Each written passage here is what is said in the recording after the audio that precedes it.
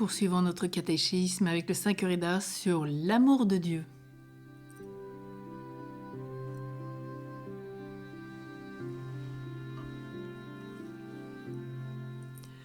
Notre corps est un vase de corruption.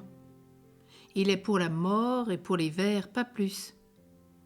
Et pourtant, nous nous appliquons à le satisfaire plutôt que d'enrichir notre âme, qui est si grande, qu'on ne peut rien imaginer de plus grand. Car nous voyons que Dieu, pressé par l'ardeur de sa charité, n'a pas voulu nous créer semblables aux oiseaux. Il nous a créés à son image et à sa ressemblance. Que l'homme est grand. L'homme créé par amour ne peut vivre sans amour. Ou il aime Dieu, ou il s'aime, et il aime le monde. Voyez mes enfants, c'est la foi qui manque. Quand on n'a pas de foi, on est aveugle. Celui qui ne voit pas ne connaît pas. Celui qui ne connaît pas n'aime pas. Celui qui n'aime pas Dieu s'aime lui-même et en même temps il aime ses plaisirs. Il attache son cœur à des choses qui passent comme la fumée. Il ne peut faire connaître ni la vérité ni aucun bien.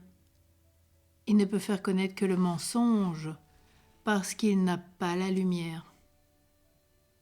Il voit bien que tout ce qu'il aime ne peut lui donner que la mort éternelle. C'est un avant-goût de l'enfer. En dehors du bon Dieu, voyez-vous, mes enfants, rien n'est solide. Si c'est la vie, elle passe. Si c'est la fortune, elle s'écroule. Si c'est la santé, elle est détruite. Si c'est la réputation, elle est attaquée. Nous allons comme le vent. Tout s'en va à grand train, tout se précipite. Ils sont donc à plaindre ceux qui mettent leur affection dans toutes ces choses. Ils l'y mettent parce qu'ils s'aiment trop. Mais ils ne s'aiment pas d'un amour raisonnable. Ils s'aiment avec l'amour d'eux-mêmes et du monde en se cherchant les créatures plus que Dieu. C'est pourquoi c'est pourquoi ils ne sont jamais contents, jamais tranquilles. Ils sont toujours inquiets, toujours tourmentés, toujours bouleversés. Le chrétien parcourt le chemin de ce monde, monté sur un beau char de triomphe. Ce char est traîné par les anges, et c'est notre Seigneur qui le conduit. Tandis que le pauvre pécheur est attelé au char de la vie, et le démon est sur le siège, qui le force d'avancer à grands coups de fouet. Les 3 actes de foi, d'espérance et de charité renferment tout le bonheur de l'homme sur la terre. Pour la foi, nous croyons que Dieu nous a promis. Nous croyons ce que Dieu nous a promis. Nous croyons que nous le verrons un jour, que nous le posséderons, que nous serons éternellement avec lui dans le ciel. Par l'espérance, nous attendons l'effet de ses promesses.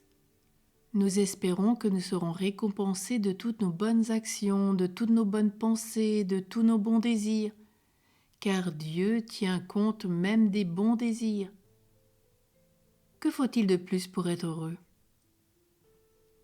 Au ciel, la foi et l'espérance n'existeront plus, car les brouillards qui obscurcissent notre raison seront dissipés. Notre esprit aura l'intelligence des choses qui lui sont cachées ici-bas. Nous n'espérons plus rien, puisque nous aurons tout.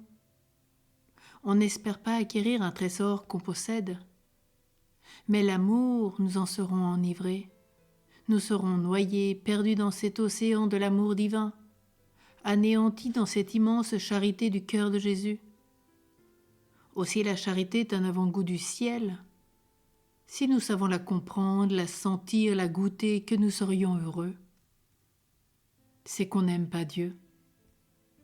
Quand nous disons « Mon Dieu, je crois fermement », c'est-à-dire sans le moindre doute, sans la moindre hésitation, si nous nous pénétrions de ces paroles « Je crois fermement que vous êtes présent partout, que vous me voyez, que je suis sous vos yeux, qu'un jour je vous verrai clairement moi-même, que je jouirai de tous les biens que vous m'avez promis. Mon Dieu, j'espère que vous me récompenserez de tout ce que j'aurai fait pour vous plaire.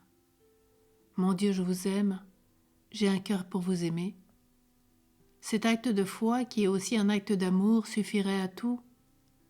Si nous comprenions le bonheur que nous avons de pouvoir aimer Dieu, nous demeurerions immobiles dans l'extase.